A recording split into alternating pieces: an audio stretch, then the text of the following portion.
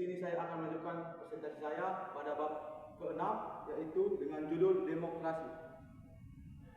Sebelum saya melanjutkan presentasi saya, kita harus mengetahui apa itu pengertian demokrasi.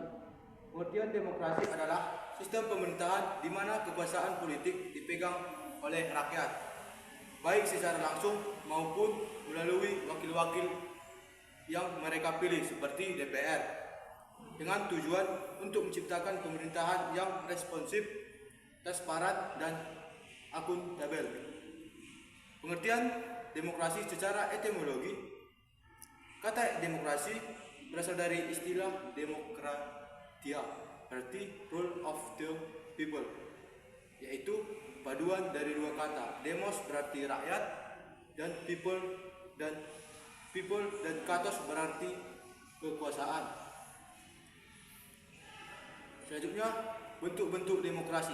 Adapun bentuk-bentuk demokrasi menurut Budi Juliardi 2016 menjelaskan secara teoritis demokrasi yang dianut oleh dua, yaitu yang pertama demokrasi langsung atau direct demokrasi, yaitu paham demokrasi yang mengisyaratkan warga negaranya, dan yang kedua demokrasi tidak langsung atau indirect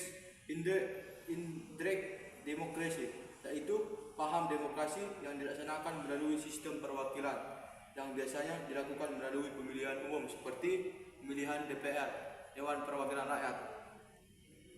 Selanjutnya, prinsip-prinsip demokrasi. Prinsip-prinsip demokrasi menurut Rene 1982 ada 4 prinsip. Yang pertama, kedaulatan rakyat, dan yang kedua, persamaan politik, yang ketiga, konsultasi kepada rakyat, dan yang terakhir, aturan mayoritas. Sementara itu, dalam konteks Indonesia, Ahmad Sanusi 2006 mengetengahkan 10 pilar demokrasi yang dipesankan oleh para pembentuk negara atau the founding, diletakkan dalam Undang-Undang 1945.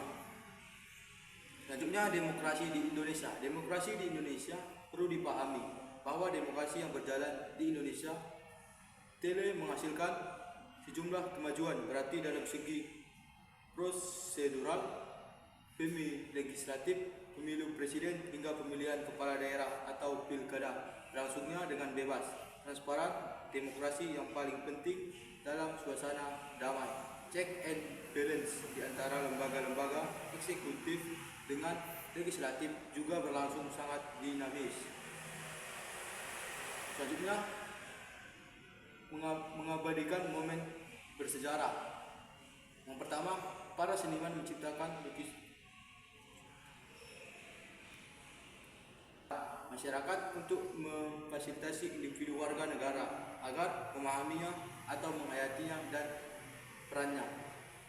Demokrasi dapat dilakukan melalui 3 cara, yaitu pendidikan demokrasi secara formal, yaitu pendidikan yang lewat tatap muka, dan yang kedua, pendidikan demokrasi secara informal, pendidikan yang lewat tahap pergaulan di rumah maupun di masyarakat, dan yang terakhir, pendidikan demokrasi secara non formal, pendidikan yang melewati lingkungan masyarakat secara lebih makro terhadap pendidikan di luar sekolah maupun di luar perkuliahan. Sekianlah presentasi dari saya pada PPT bab 6. Terima kasih.